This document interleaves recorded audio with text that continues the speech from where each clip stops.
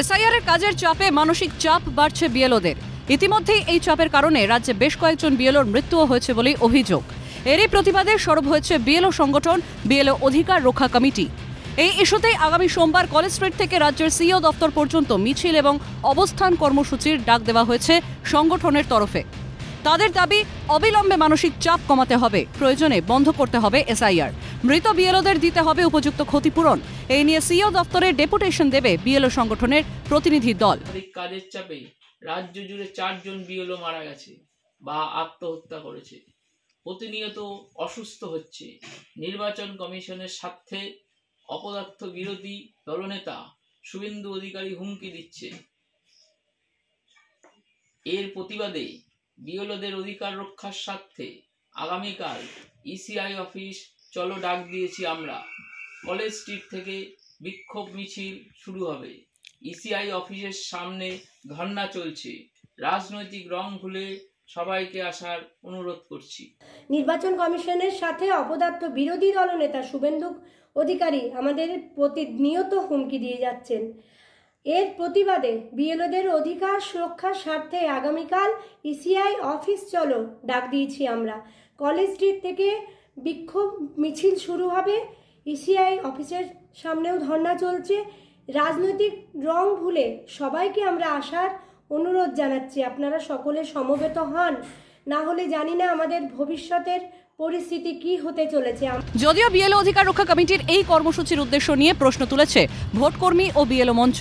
প্রশ্ন উঠছে যে তাহলে কি সরকার সত্যি সত্যি ভয় পেয়ে গেছে এবং ভয় পেয়ে তাদের যারা শিক্ষক এবং কর্মচারী আছে তাদেরকে রাস্তায় নামাচ্ছে এসআইআরটাকে যাতে বাতিল করা যায়। কারণ আমরা দেখলাম যে কয়েকদিন আগে মুখ্যমন্ত্রী একটা ইলেকশন কমিশনকে চিঠি লিখলেন। গতকাল সরকারের পক্ষ থেকে গিয়ে ইলেকশন কমিশনারের ডেপুটেশন দেওয়া হলো। একজন পার্শ্ব শিক্ষিকা মারা যাওয়ার পরে ঠিক তার পরেই দেখলাম হঠাৎ করে একটা মঞ্চ তৈরি হলো এবং সেই মঞ্চের ডাকে একটা মিছিল। এদিকে বিষয়টি নিয়ে সরব হয়েছে হাত শিবির। এ নিয়ে নিজের এক্স হ্যান্ডেলে পোস্ট করেছেন কংগ্রেসের সর্বভারতীয় সভাপতি মল্লিকার্জুন খার্গে। সেখানে তিনি লিখেছেন, বিজেপির ভোট চুরি এখন মারাত্মক আকার নিয়েছে। কাজের চাপ বিডিও এবং পোলিং অফিসারদের আত্মহত্যার দিকে ঠেলে দিচ্ছে। প্রিয়জনকে হারিয়েছেন এমন প্রতিটি পরিবারের প্রতি আমার গভীর সমবেদনা। বাস্তবে যা বলা হচ্ছে তার চেয়ে অনেক বেশি, যা গভীর উদ্বেগজনক। এই পরিবারগুলিকে ন্যায় বিচার কে দেবে? বিজেপি চুরি করা ক্ষমতার ফল উপভোগ করতে ব্যস্ত। অন্যদিকে নীরব দর্শকের মতো দৃশ্য দেখছে নির্বাচন কমিশন। বিষয়টি নিয়ে বঙ্গ রাজনীতিতে শুরু হয়েছে রাজনৈতিক চর্চা।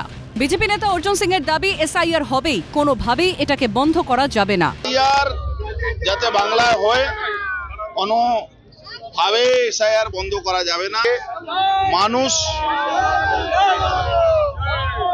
মুক্ত হয়ে পশ্চিমবাংলা থাকতে পারে।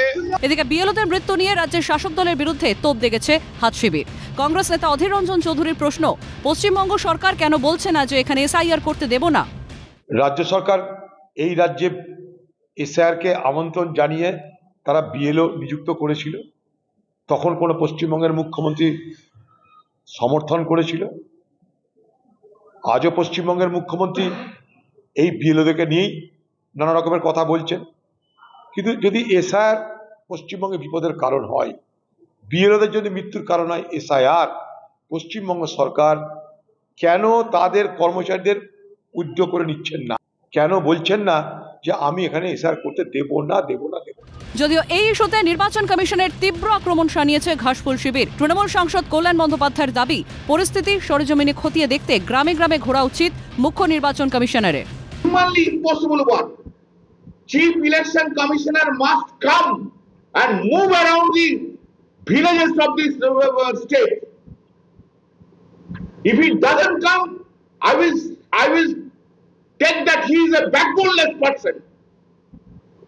He is a backboneless person.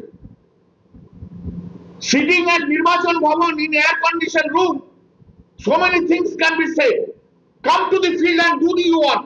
SIR এর আবহে রাজ্য জুড়ে তৈরি হয়েছে উদ্বেগের পরিবেশ। এই প্রেক্ষিতে বিএলও অধিকার রক্ষা কমিটির এই কর্মসূচি অত্যন্ত তাৎপর্যপূর্ণ বলেই মনে করছে রাজনৈতিক মহল। এতে কি টনক নড়বে নির্বাচন কমিশনের? প্রশ্ন ওয়াকিবহাল মহলের। শান্তন ভট্টাচার্যের রিপোর্ট, ক্যালকাটা নিউজ।